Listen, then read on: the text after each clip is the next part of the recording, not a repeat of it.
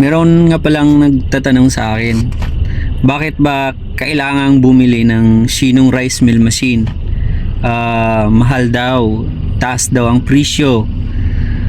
Actually, marami naman po sa market na ngayon na mga rice milling machine na affordable lang.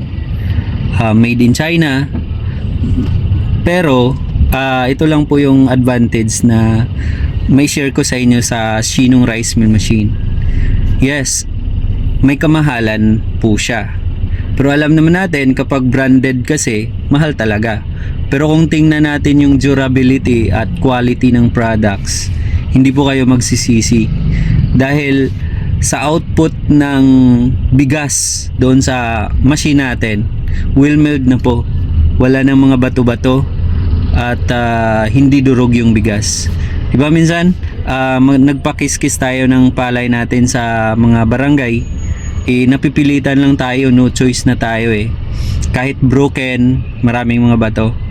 So di ba? So why we choose Shinong rice mill machine? Dahil good quality po siya at tatagal po.